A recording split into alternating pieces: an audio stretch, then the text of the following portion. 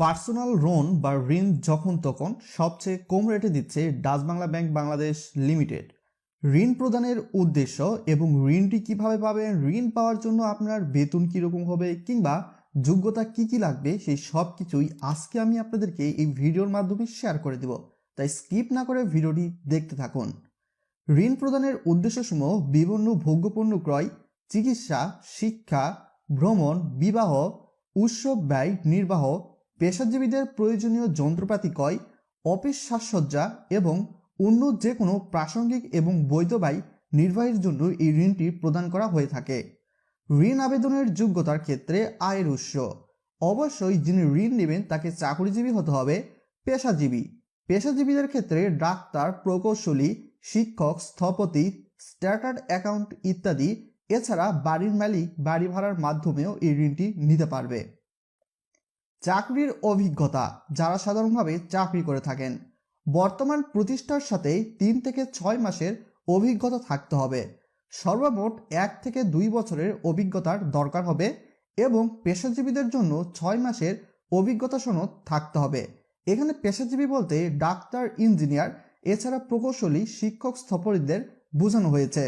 যারা hand cash কিংবা হাতের স্যালারি বা বেতন পান তাদের জন্য এই ঋণটি কিন্তু গ্রহণযোগ্য নয়। নির্বাচিত হওয়ার যোগ্যতা বিশেষ করে ঋণ নেওয়ার জন্য 22 থেকে 57 মধ্যেই হতে হবে। ঋণ প্রক্রিয়াকরণ ফি 1% মঞ্জুরকৃত লোনের উপর এককালীন অথবা 1000 টাকা, যা অধিকতর। দ্রুত নিষ্পত্তি ফি 2% হবে অপরিশোধিত লোনের উপর। ঋণটি নেওয়ার ক্ষেত্রে অবশ্যই ডাচ বাংলা ব্যাংকে অ্যাকাউন্ট থাকতে হবে। যৌথ আবেদনের সুবিধা রয়েছে। এছাড়া মর্টগেজের প্রয়োজন নেই, অর্থাৎ জামানতবিহীন এই ঋণটি নেওয়া যাবে। বিলম্ব ফি পরিশোধ অর্থাৎ আপনি যদি ঋণ নিয়ে ঋণ পরিশোধের ক্ষেত্রে কিস্তি দিতে একটু বিলম্ব করে থাকেন, সর্বোচ্চ 3টি কিস্তি দেরিতে পরিশোধ করা যাবে। বাকি কিস্তিগুলোর জন্য অবশ্যই জরিমানা আরোপ করা হবে আপনার উপর। ডাচ বাংলা ব্যাংকের পার্সোনাল লোনের আন্ডারে ঋণ নেওয়ার ক্ষেত্রে ঋণের সর্বনিম্ন পরিমাণ এসে দাঁড়াচ্ছে প্রায় 2 লক্ষ টাকা এবং সর্বোচ্চ 20 লক্ষ টাকা। বিশেষ দ্রষ্টব্য, মাসিক আয়ের পরিমাণ এবং অন্যান্য দিক বিবেচনা করে মাসিক আয়ের ক্ষেত্রে সর্বোচ্চ 10 থেকে 14 গুণ পর্যন্ত ঋণটি প্রদান করা হয়, এর বেশি কখনোই নয়। ঋণের মেয়াদ সর্বনিম্ন 3 বছর এবং সর্বোচ্চ 5 বছর এবং কিস্তি বাই কিস্তি, অর্থাৎ প্রত্যেক মাসে কিস্তি দিয়ে আপনাকে ঋণটি পরিশোধ করতে হবে। ঋণ নেওয়ার ক্ষেত্রে অবশ্যই আপনার জাতীয়তা, অর্থাৎ আপনাকে বাংলাদেশি নাগরিক হতে হবে। ইন্টারেস্ট বা সুদের হার, এই ঋণটির ইন্টারেস্ট বর্তমান আপডেট অনুসারে 8% এবং ঋণটি যদি টেক ওভার করে অন্য কোনো ব্যাংক বা আর্থিক প্রতিষ্ঠানে নিয়ে যেতে চান সেজন্য 7.50%। ঋণ নেওয়ার জন্য ন্যূনতম আপনার মাসিক আয়ের প্রয়োজন। আপনি যদি প্রাইভেট কোনো কোম্পানিতে চাকরি করে থাকেন সেক্ষেত্রে আপনার মাসিক ইনকাম সর্বনিম্ন 30,000 টাকা হতে হবে, যা দেখা যেতে পারে ব্যাংকে হতে হবে, হাতে হলে কিন্তু কখনোই গ্রহণযোগ্য হবে না। আপনি যদি মাল্টিন্যাশনাল কোম্পানিতে চাকরি করে থাকেন সেক্ষেত্রে অবশ্যই আপনার মাসিক ইনকাম হতে হবে 30,000 টাকা, এটা যে কোনো ব্যাংকে হলেই চলবে।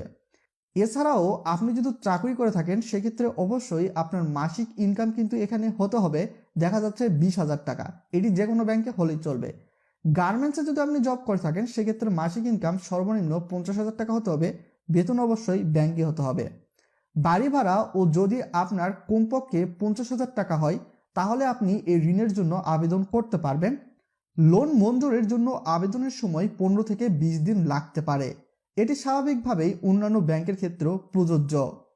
আপনার খারাপ কর্পোরেট বা ইনভেস্টমেন্ট ব্যাংকিং সিআইবি রেকর্ড থাকলে ঋণ অবশ্যই প্রত্যাখ্যান হবে। প্রয়োজনীয় কাগজপত্র, স্যালারি সার্টিফিকেট বা বেতন সনদ বা প্লে স্লিপ বা নিয়োগপত্রের দরকার, অফিস আইডি কার্ডের ফটোকপি, ভোটার আইডি কার্ড বা বৈধ পাসপোর্ট বা ড্রাইভিং লাইসেন্সের ফটোকপি, 1 কপি পাসপোর্ট সাইজের ছবি, সর্বশেষ 1 বছরের ব্যাংক স্টেটমেন্ট আপনার অবশ্যই দরকার হবে। ই-10 সার্টিফিকেট বা ট্যাক্স সার্টিফিকেট, পেশাজীবীদের ক্ষেত্রে সংশ্লিষ্ট ডিগ্রির সনদের প্রয়োজনের ফটোকপি, বাড়ির মালিকদের জন্য দলিলাদি এবং ভাড়া প্রাপ্তির রসিদ বা ভাড়াটিয়ার সঙ্গে চুক্তিপত্র, টিএনটি বা মোবাইল ফোন বা অন্যান্য ইউটিলিটি বিল বা বিদ্যুৎ বিলের কপির প্রয়োজন হবে। এটি সাধারণভাবে আপনার বাসা কিংবা আপনি যে জায়গায় থাকেন সেটা প্রমাণের জন্য। গ্যারান্টর 2 জন, আপনি চাইলে গ্যারান্টর আপনি আপনার ওয়াইফ বা স্ত্রীকে দিতে পারেন, আপনি আপনার অফিস কলিগকেও দিতে পারেন, অর্থাৎ যিনি আপনার সাথে চাকরি করেন। এবং গ্যারান্টরের প্রয়োজনীয় যেই সকল পেপারস কিংবা ডকুমেন্টসের দরকার হবে এই ঋণটি আপনি যদি নিতে চান, সেক্ষেত্রে জব আইডি কার্ড, তার সঙ্গে ন্যাশনাল আইডি কার্ড, তার 1 কপি ছবি এবং তার ভিজিটিং কার্ড যদি থাকে।